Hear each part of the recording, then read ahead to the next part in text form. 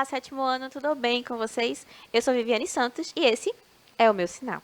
Estou aqui nos estúdios ao vivo, junto com a Helena e com a Adriana Maria, mas antes de passar a fala para ela, eu gostaria de me descrever para as pessoas que estão aí em casa assistindo a nossa aula, tá certo?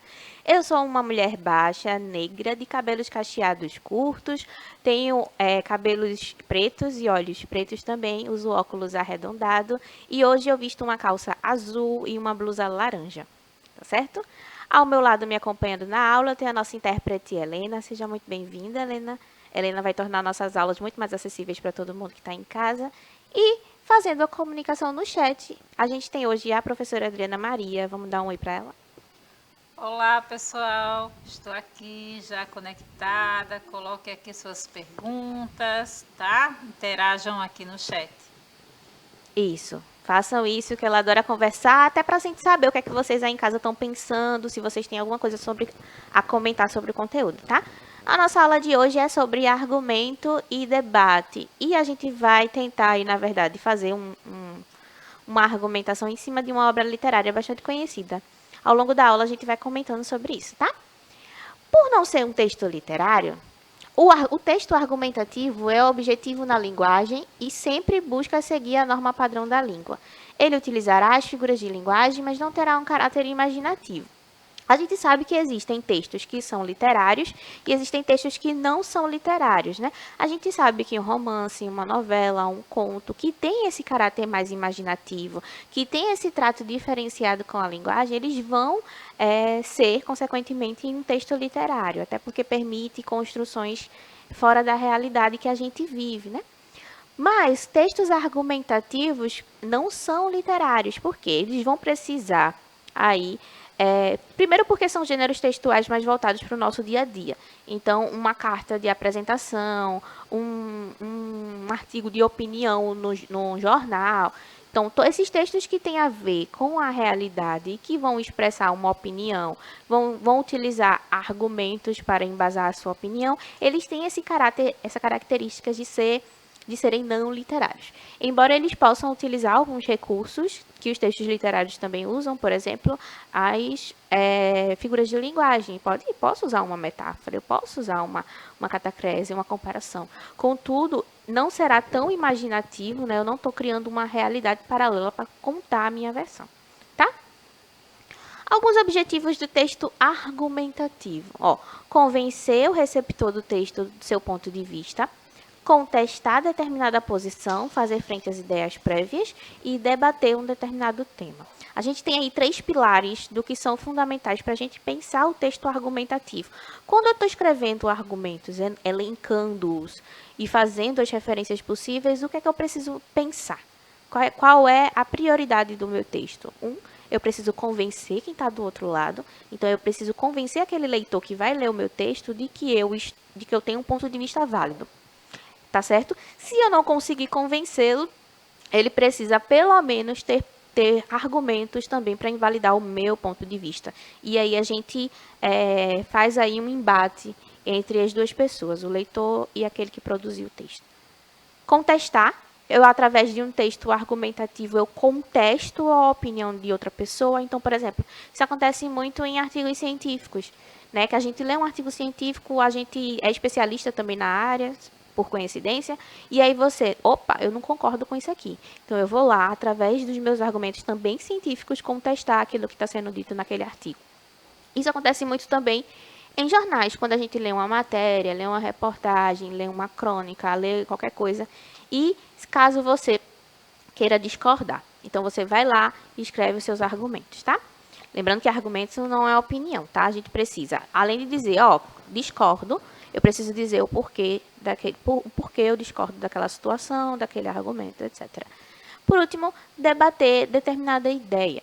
A gente sabe que debate é sempre um gênero textual muito efusivo, né? Porque ele exalta os ânimos, ele faz com que as pessoas muitas vezes briguem, mas essa não é a intenção do debate. A intenção do debate é fazer com que diferentes pontos de vista sejam colocados à mesa, para que a gente entenda todas as partes ali envolvidas naquela situação. Então, o debate, ele procura dar, não lugar de fala, mas hora de fala para todas as pessoas, né? Um tempo de fala para todas elas, para que elas digam o que pensam, o que acham sobre o tema. Certo? Em qual outro contexto nós precisamos argumentar? Eu falei aqui da carta de reclamação, da carta de solicitação, da carta de várias cartas, né, na verdade. A gente também tem o texto argumentativo dissertativo, em que a gente argumenta lá quando a gente vai ficando mais velho um pouquinho, vai fazendo os vestibulares, o Enem da vida, a gente precisa argumentar. A gente também tem a opinião do leitor, a gente tem vários gêneros em que argumentar é necessário. Mas um outro gênero textual em que a gente precisa argumentar é o debate. E é sobre isso que a gente vai conversar mais um pouquinho aqui na aula. Quando pensamos em debate, logo nos vem à mente o período das eleições. Mas, na verdade, o debate faz parte do nosso dia a dia. Ele acontece quando precisamos expor argumentos e contrapor nossas ideias com outras pessoas. Então, por exemplo, se você tem uma eleição aí na sua escola, né? Às vezes a gente precisa eleger representantes de classe, a gente precisa escolher representantes da escola para algum evento. Então, é possível que para fazer essa eleição de qual aluno é o mais indicado para assumir a presidência da sala, haja um debate em que o aluno, por exemplo, eu e a Adriana Maria estamos concorrendo a representantes de sala. Eu vou dar os meus argumentos de porque eu acho que a minha candidatura é boa e a Adriana vai dar os argumentos de porque a candidatura dela é melhor que a minha. E assim sucessivamente. O debate só ocorre nesse cenário específico de eleição? Não. A gente tem debate para várias outras coisas. A gente tem debate para... Tem gente que faz roda de conversa sobre literatura, sobre arte, sobre cultura. E aí é comum que uma roda de conversa, às vezes, se os argumentos forem muito opostos, se crie esse ambiente aí de tentar entender qual argumento é o melhor e que vença o melhor argumento, né? O debate é um gênero essencialmente oral. Isso quer dizer que as marcas da oralidade são facilmente perceptíveis, tais como vícios de linguagem e âncoras discursivas. É muito comum nos gêneros textuais que são orais, ou seja, em que a gente fala ao invés de escrever, que se percebam esses vícios da linguagem, né? Palavras que são extremamente repetidas pelas pessoas quando elas estão falando. A gente tem âncoras discursivas. Tem muita gente que usa né no final de cada frase. Eu uso muito tá certo. Eu tenho certeza que você aí em casa deve ter a sua própria âncora discursiva. E aí agora você já pode ir prestando atenção naquilo que você fala e emite com certa frequência. Porque às vezes quando a gente está fazendo uma apresentação oral, repetir certas palavras como âncora pode se tornar completamente exaustivo para quem está assistindo. Então, a gente já fica meio entediado ou revoltado com a situação. Então, assim, não evite usar as âncoras discursivas. Primeiro, perceba quais são as suas, para tentar não reproduzir aquilo que você está acostumado a fazer, né? Lembrando que gêneros textuais que têm como base a oralidade, eles precisam que você consiga elaborar ali na hora, enquanto tudo está acontecendo, um vocabulário muito mais rico. Às vezes a pessoa até tem um vocabulário rico, quando está escrevendo um texto, consegue elaborar bem, consegue usar sinônimos, consegue ser muito boa de coesão, né? Ou seja, fazer tudo ali certinho.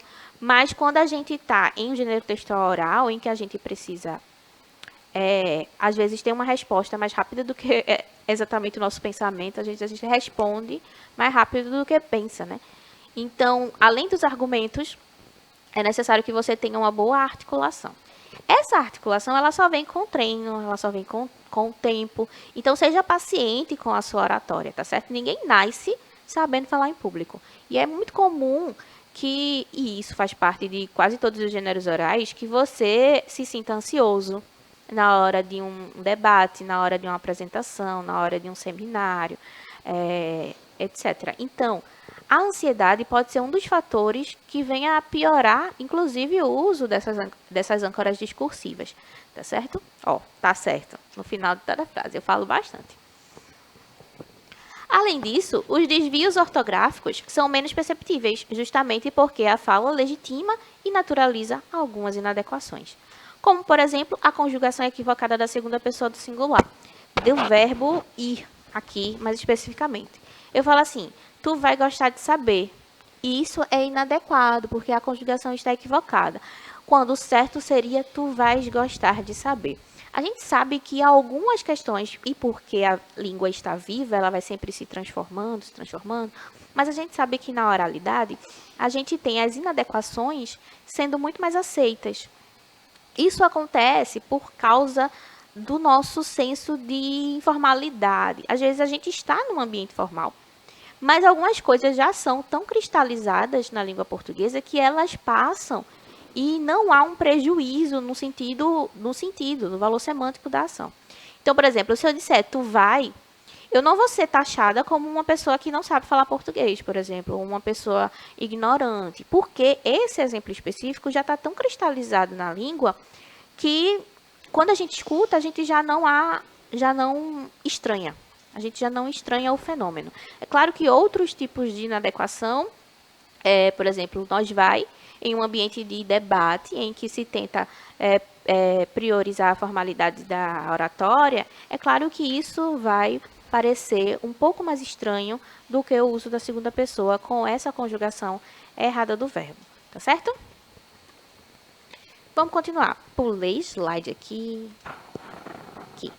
Outra parte importante do gênero textual do debate é o debate regrado, que é um pouquinho diferente do debate, não gosto de usar normal, mas um debate mais livre, né? O debate mais livre, qual a diferença entre os dois? O debate regrado, como o nome já diz, ele vai ter regras. E essas regras, elas costumam orientar os participantes daquele debate para que eles não se percam e para que a temática seja resolvida muito antes, né? Num debate livre, por exemplo, as temáticas podem ficar ao bel prazer dos participantes. Num debate regrado, eu tenho não só a delimitação do tempo em que cada um vai utilizar para dar a sua arguição, eu tenho um tempo de réplica, eu tenho um tempo de tréplica e eu tenho também a instauração prévia dos temas pré-selecionados. Então, por exemplo, se eu e a Adriana a gente vai fazer um debate regrado, eu vou falar sobre saúde e a Adriana vai falar sobre educação, então a gente já tem os limites daquele tema pré-selecionado. A réplica é um momento de resposta. Então, por exemplo, eu fiz a minha arguição sobre saúde. A Adriana, que está debatendo comigo, vai fazer uma réplica, ou seja, uma resposta àquilo que eu disse sobre a saúde, seja lá qual foi o meu argumento. Se é a situação que está, se é o que eu prometo fazer, etc. e tal. E depois que a Adriana fizer a réplica, eu tenho direito à tréplica, em que eu respondo aquilo que a Adriana falou, tá? O debate regrado ocorrerá quando a modalidade tiver regras pré-determinadas. Normalmente é um moderador que conduz esse debate e as regras também são divulgadas previamente. Um ponto muito importante sobre o debate regrado, em que o debate livre não necessariamente possui, é essa presença marcante aí do moderador. Então, ele vai ser essa pessoa que faz a ponte entre as pessoas que estão debatendo. Então, ele é muito importante, porque quando há fuga ao tema, quando há extrapolação do tempo utilizado para cada pessoa, o moderador é quem vai fazer essa interferência a fim de dar continuidade ao debate da forma em que ele foi imaginado, inclusive cumprindo o tema acordado entre as pessoas que debatem, tá?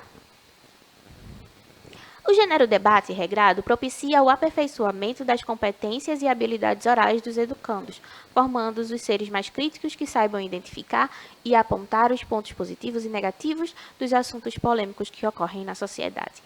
O debate ele serve, além de melhorar e desenvolver o nosso poder oratório, o nosso poder argumentativo, serve também para aumentar o nosso senso crítico. Não dá para desenvolver criticidade se eu concordo com tudo que me dizem. Então, discordar e ter argumentos sólidos para fazer essa discordância vai ser fundamental para o desenvolvimento cognitivo e escolar de todos os alunos. Então, é por isso que a gente estimula tanto o debate na escola, tá? Não é porque a gente está simplesmente querendo simular situações reais do cotidiano. Inclusive, vocês podem realmente um dia ter de fazer um debate fora da escola. Então, é interessante essa experiência, mas é também uma forma de desenvolver a criticidade. E é claro que existem várias outras formas, tá? Através de leitura, através de mídias, através de jornais, através da própria produção de textos argumentativos. Então, tudo isso vai corroborar e ajudar e ajudá-los, né, aí em casa, seja na escola, a ter um ponto de vista completamente objetivo, não escuso, porque quando a gente não organiza bem as nossas ideias, os argumentos saem confusos, e é justamente isso que a gente está tentando evitar, né? A gente quer que os cidadãos sejam completamente aptos a expor o que eles sentem e pensam. É importante considerar que as questões debatidas no debate não podem ser levadas para a esfera pessoal e precisam manter o decoro para evitar desrespeitos e ofensas.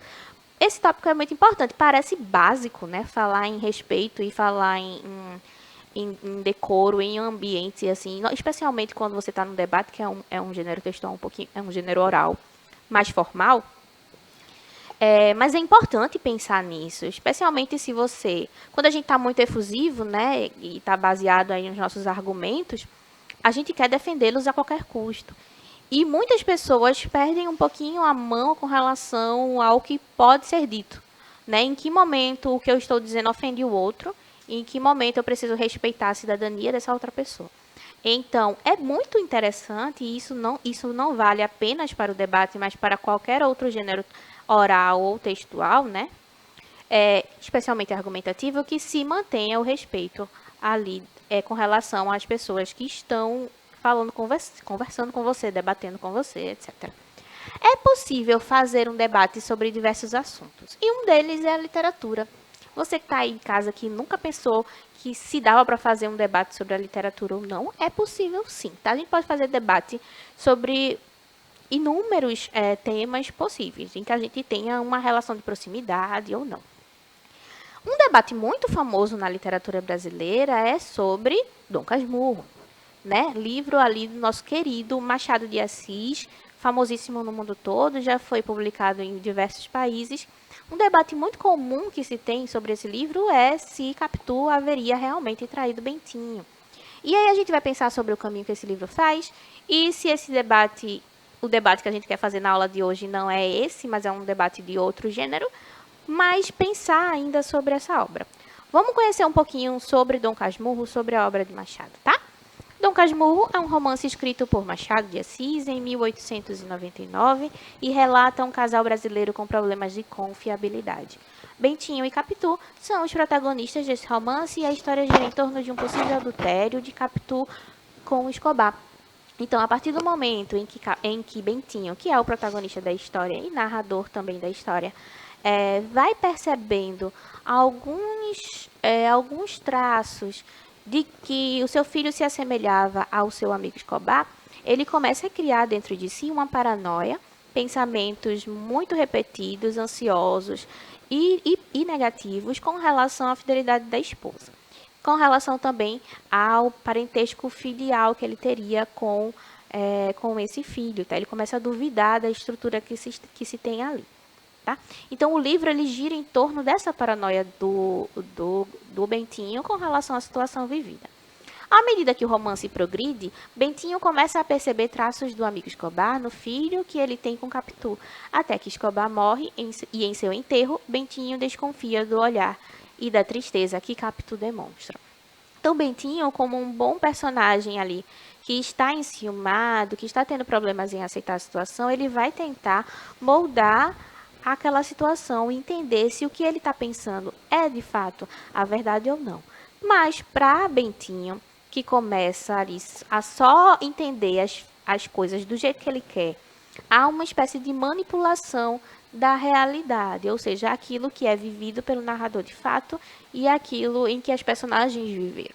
Como a gente só tem o ponto de vista de Bentinho durante toda a narrativa, a gente não tem Capitu expondo as suas ideias, as suas ações, a gente não tem Escobar se defendendo.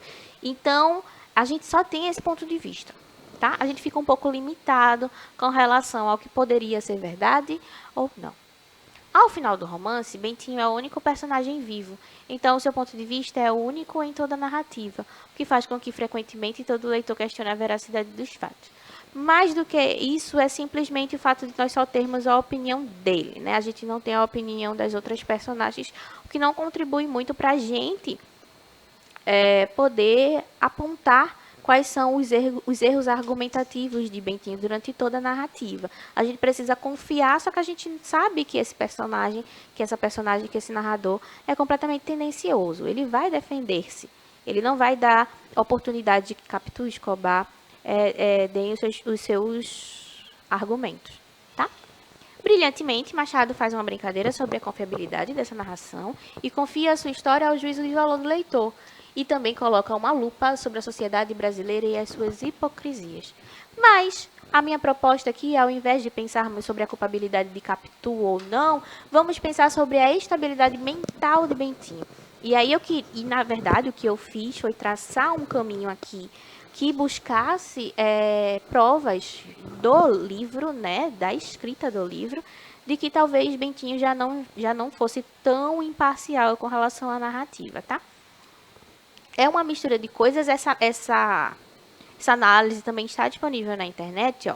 Se é possível que Bentinho tenha de fato imaginado toda a situação com relação a Capitu Escobar, ele conta com a total ausência de provas para o seu argumento. Não há na narrativa um momento de decisão, ou seja, Capitu realmente traiu Bentinho, o filho que eles possuem não é deles.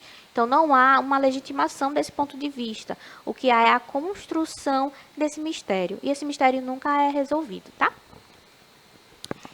Para pensar sobre o Bentinho e sobre a estrutura que ele criou na sua própria mente, eu trouxe alguns trechos. Em defesa da paranoia de Bentinho, temos o fato de que ele se compara às figuras históricas que foram traídas ainda no capítulo 2. Então, ainda no começo da narrativa, Bentinho já se coloca nesse lugar completamente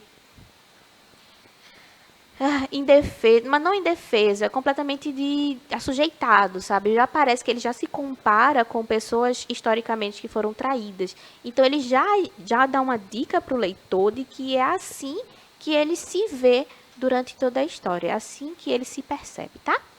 Nos 4 cantos do teto da casa da rua de Matacavalos, que era onde Bentinho nascera e fora criado, as figuras das estações e ao centro das paredes os medalhões de César, Júlio César, Augusto, Nero e Massinissa, com os nomes por baixo. A gente tem 4 imperadores romanos, e esses 4 imperadores têm aí uma história por trás com relação a adultério, com relação à infidelidade. Então, já no segundo capítulo da história, Bentinho já faz essa associação. Então, mostra pra gente muito claramente qual era o seu ponto de vista com relação à sua situação na história. Tá? Já o trecho é um prelúdio desse sentimento comparativo das personagens e a outros indivíduos também traídos. Bentinho também é formado em Direito, e isso serve como outro argumento para a gente pensar se ele for atraído ou não, se o argumento dele é válido ou não. Curso que exige intenso poder de retórica e convencimento. Não que isso seja predominante para duvidar da capacidade narrativa da personagem, mas dá a ele um poder de persuasão que outra personagem talvez não possua. Eu não estou dizendo que o fato de Bentinho ser formado em Direito torna a narrativa dele não confiável. Eu estou dizendo que, por ser advogado, ele tem um poder de arguição que talvez uma outra pessoa com uma outra profissão, talvez Capitu, talvez Escobar, não tivesse naquele momento. Então, o poder de Bentinho de saber como usar as palavras e manipular a oralidade ao seu favor faz com que a gente também duvide daquilo que está sendo narrado. Vamos ler trecho para pensar sobre a intenção do narrador? Lendo Histórias dos Subúrbios, Bentinho reflete. Talvez a narração me desse a ilusão e as sombras viessem perpassar ligeiras como ao poeta do Fausto. Fiquei tão alegre com esta ideia que ainda agora me treme a pena na mão. Sim, Nero, Augusto, Massanissa e tu, grande César, que me incitas a fazer os meus comentários, agradeço-vos o conselho, e vou deitar ao papel as reminiscências que me vierem vindo. Então, a gente tem 2 pontos importantes aqui. O primeiro é que ele fala em narração e ilusão. Então, a gente já tem a criação desse possível inverossimilidade da narrativa. E, em segundo, reminiscências. Reminiscências é um sinônimo para lembranças. Então, quando a gente vai para a lembrança e para a memória, a gente tem sempre esse fator de dúvida. A gente nunca sabe se aquilo que está sendo narrado pela memória é de fato aquilo que aconteceu, ou se há uma traição da narrativa, tá? Às vezes intencional, às vezes não intencional, porque ninguém esquece as coisas de propósito, né? Esses foram os nossos argumentos para a gente pensar se Bentinho é um narrador confiável ou não. Espero que vocês tenham gostado. Eu vou passar para a professora Adriana Maria para ela se despedir. Então é isso, pessoal. Aula sobre argumento e debate muito maravilhosa. Acesse lá o YouTube, revisa essa aula e argumenta, debata. Não tenha medo de fazer isso, tá bom? Um abração para vocês. Eu me despeço por aqui. Gente, procura um livro lá na árvore do livro, um conto, para que vocês possam debater aí na casa de vocês, na escola. Tá certo? Um cheiro e até breve.